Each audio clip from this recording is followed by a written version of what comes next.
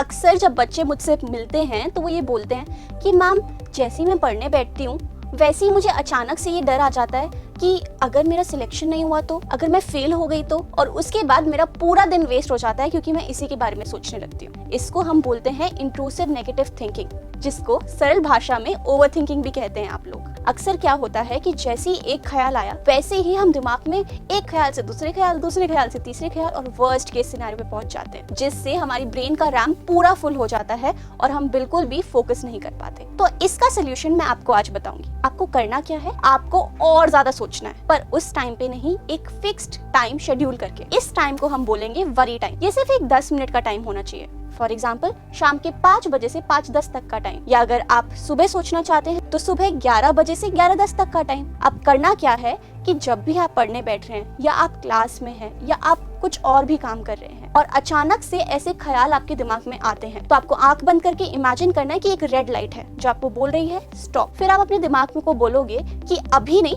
रुक जाओ, इसको वरी टाइम में सोचेंगे। तो हम कर क्या रहे हैं कि इस ख्याल को सप्रेस नहीं कर रहे, बस पोस्टपोन कर रहे हैं। अक्सर होता क्या है कि जब हम ख्यालों को सप्रेस करते हैं तो वो और तेजी से बाहर आते हैं। अब हम उनको बस डिले कर रहे हैं। जब भी आपका वरी टाइम हो तब अपना नोटपैड निकालिए और दिन में जितने भी ऐसे ख्याल आए हैं उन सबको लिखिए और अपने आप को फोर्स करिए 10 मिनट तक कि मैं और सोचूं इनके बारे में। आप देखना कि 10 मिनट भी पूरा नहीं सोच पाओगे, एक पॉइंट पे जाके दिमाग ब्लैंक हो जाता है। बस उस पॉइंट तक पहुंचना है और फिर हमें करनी है कॉग्निटिव रिस्ट्रक्चरिंग। कैसे?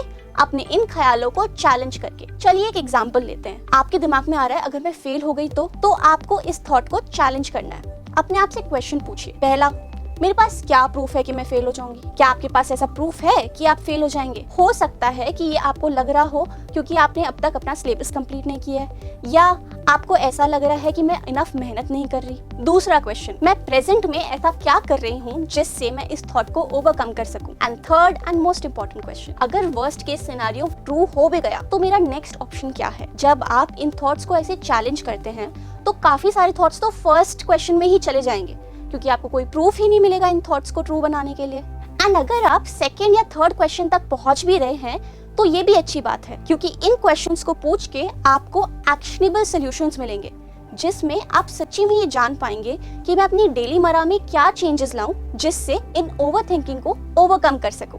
तो याद रखिए बच्चों, इन थॉट्स को सप्रेस नहीं करना है, बस एट दैट मोमेंट पोस्टपोन करना है और वरी टाइम में इनके बारे में सोच के इनको चैलेंज करके ओवरकम करना है। तो इसी तरीके से आज से ही अपना वरी टाइम शेड्यूल करना शुरू कर दो और देखना विद इन 1 वीक आपकी ये जो थॉट्स की फ्रीक्वेंसी है और इंटेंसिटी है बहुत कम हो जाएगी। तो all the best dear students, thank you.